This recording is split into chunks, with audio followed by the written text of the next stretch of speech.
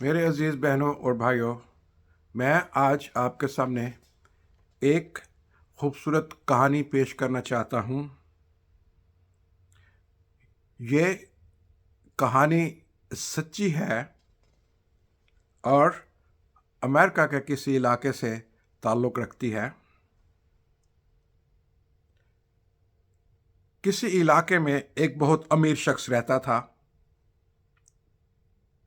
उसको आर्ट्स की चीज़ें अपने घर में रखने का बहुत शौक़ था।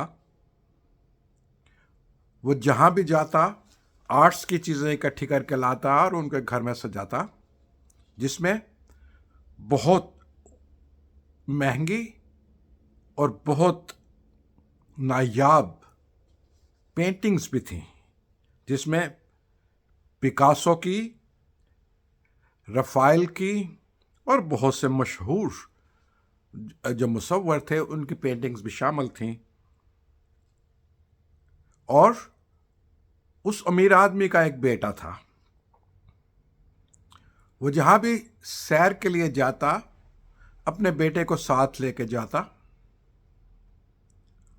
उसका बेटा हर वक्त उसके पास रहता, जिस वजह से उसके बेटे को भी आर्ट्स का शौक़ हो गया और वो भी अपने बाप के साथ पेंटिंग्स इकट्ठी करने में लगा रहता।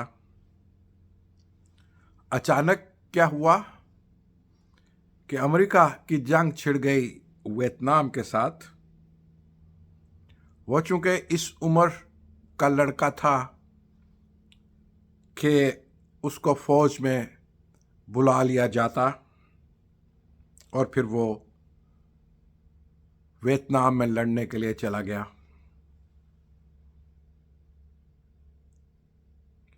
और जब उस अमीर आदमी को यह खबर मिली कि उसका बेटा जंग में मारा गया है, तो वो टूट गया। उसको बहुत अफसोस हुआ। वो अफसुर्दा रहने लगा, बेचैन रहता, अपने दोस्तों को घर बुलाता, उनसे गुफ्तगू करता, उनको अपने बेटे के बारे में बहुत सी बातें बताता और फिर दोनों की जो पेंटिंग्स इकट्ठी करने का शौक़ था उसके मुतालिक वह गुफ्तगू करता। कुछ अरसा के बाद क्रिसमस के करीब करीब वो अपने लॉन में बैठा हुआ अपने बेटे की याद में कि किस तरीके से उसका बेटा दूर से गाड़ी में चल के आता और वो उसको देखता। वो अपने बेटे के ध्यान में बैठा हुआ था अपने लॉन में। उसने देखा कि कोई दूर से लंगड़ाता हुआ कोई शख्स आ रहा है और वो उसी के घर की तरफ आ रहा था। और फिर जब वो शख्स उसके घर के नज़दीक पहुंचा तो वो उसको ना पहचान सका, क्योंकि वो उसको जानता नहीं था। और उस शख्स के हाथ में एक पैकेज था जो वो उस अमीर आदमी के लिए लेकर आया था। उसने जब उस आदमी को, उस शख्स को अंदर बुलाया, बिठाया और उसने कहा कि आपका बेटा और मैं इकट्ठे जंग लड़ रहे थे, मैं ज़ख्मी हो गया तो वो मुझे उठा के किसी सेफ जगह पे ले जाना चाहता था कि एक बुलेट उसके सर में लगा और उसने जान दे दी। ज़ख्मी होने की वजह से मुझे हॉस्पिटल में डाला गया और मैंने हॉस्पिटल वालों से कहा कि मुझे एक बोर्ड, एक पेपर और पेंटिंग के लिए कुछ चीज़ें दे दो। मैं अपना ध्यान पेंटिंग्स में लगाना चाहता हूँ। शायद उस आदमी को भी पेंटिंग का शौक़ था, उस सिपाही को जो उसके बेटे के साथ था। वो रोज़ बैठता और अपने दोस्त की पेंटिंग बनाता। जब वो ठीक हुआ, चलने के काबिल हुआ, उसको इजाज़त मिली कि वो जा सकता है, तो वो पेंटिंग अपने साथ ले गया और उस शख्स ने उस अमीर आदमी को कहा कि ये तोहफ़ा मैं आपके लिए लेके आया हूँ। अगर आपका बेटा भी आज ज़िंदा होता तो वो ज़रूर ये सोचता कि ये पेंटिंग जो मैं बना के लाया हूँ, आप इसको ज़रूर पसंद करेंगे। उस शख्स ने जब पेंटिंग खोल के अमीर आदमी को दी तो वो उस बेटे की पेंटिंग थी। उस अमीर आदमी के आंसू निकल पड़े, वो बहुत रोया, पेंटिंग को गले लगा के चूमता रहा बड़ी देर तक। और कुछ अरसे के बाद उस शख्स ने उससे इजाज़त मांगी और चला गया। उस अमीर आदमी ने अपने बेटे की उस पेंटिंग को कमरे के दरमियान में मेंटल के ऊपर सजा दिया, सजा के रख दिया, जहाँ पे बहुत सी कीमती पेंटिंग्स भी थीं। वो रोज़ शाम को बैठता, अपने बेटे की पेंटिंग को देखता रहता, उसकी तस्वीर को देखता, उसकी याद में मगन हो जाता। उसके दोस्त, उसके पड़ोसी उससे मिलने के लिए आते और वो उनसे अपने बेटे ही की बातें करता और फिर उनको ये पेंटिंग दिखाता कि उसका एक दोस्त जो उसके साथ जंग लड़ रहा था, उसने ये पेंटिंग बनाई है और मेरे लिए ये बहुत कीमती तोहफ़ा है। कुछ सालों के बाद वो अमीर आदमी मर गया और फिर कोर्ट की तरफ से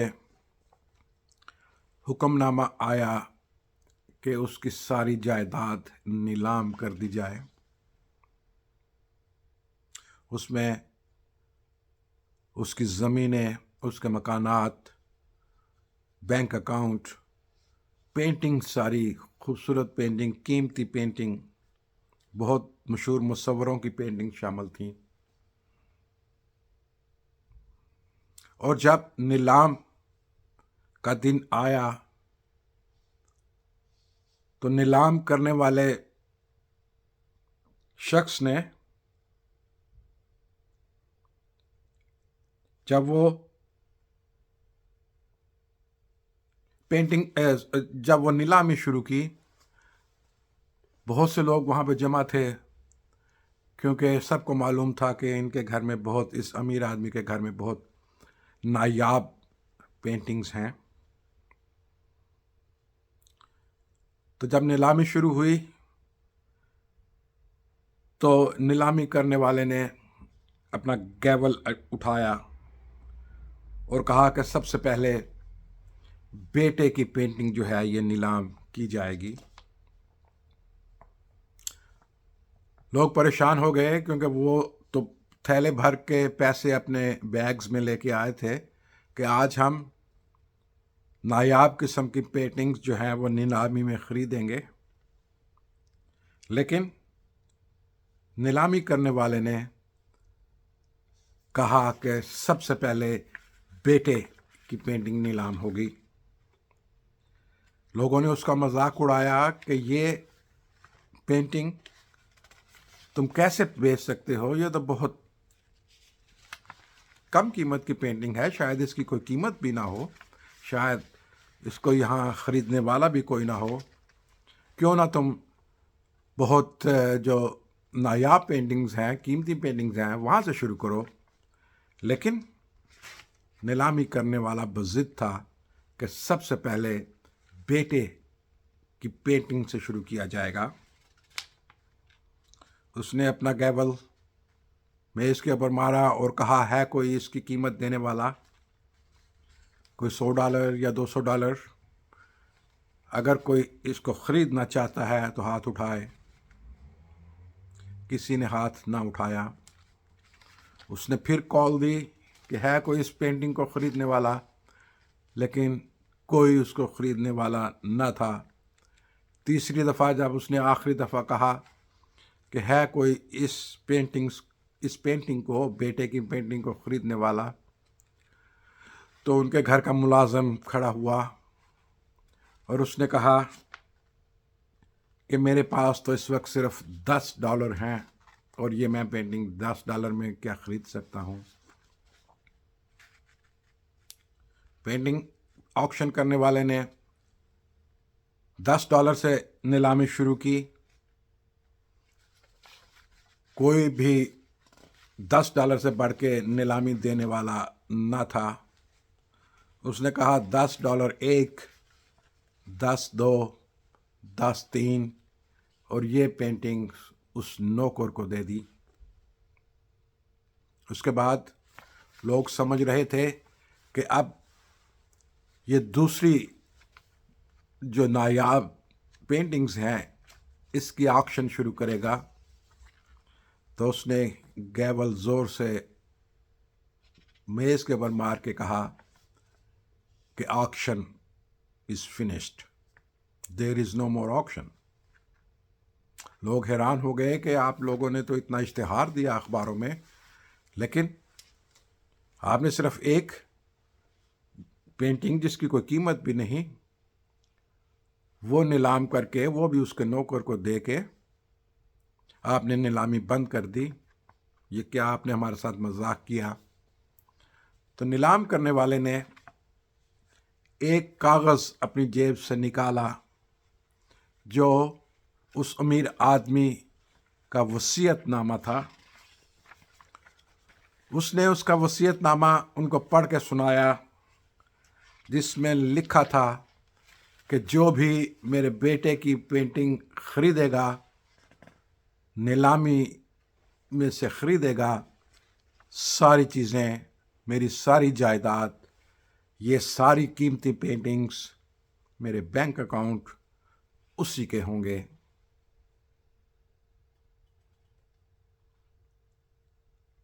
और वो शख्स जिसने बेटे की पेंटिंग ख़रीदी थी, सारी जायदाद उसको मिल गई। इससे ये देखा कि बेटे को लेने वाले को सब कुछ मिल गया।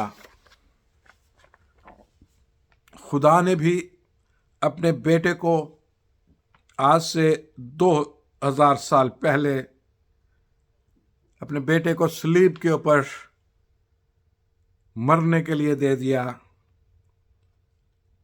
नीलाम करने वालों की तरह आज भी उसका ये पैगाम है, बेटा बेटा बेटा, कौन लेगा ये बेटा? क्योंकि हम देखते हैं कि जो बेटे को लेता है उसे सब कुछ मिल जाता है। अंजील ये बताती है, क्योंकि खुदा ने दुनिया से इतना प्यार किया कि उसने अपना इकलौता बेटा बख्श दिया, जो कोई इस पर ईमान लाए हलाक ना हो बल्कि हमेशा की ज़िंदगी पाए। यही हमारी ज़िंदगी का मकसद है, यही खुदा की हमारे लिए मोहब्बत है। और खुदा ये कहता है कि जो मेरे बेटे को हासिल करता है वो हमेशा की ज़िंदगी हासिल करता है। Thank you very much and have a nice day.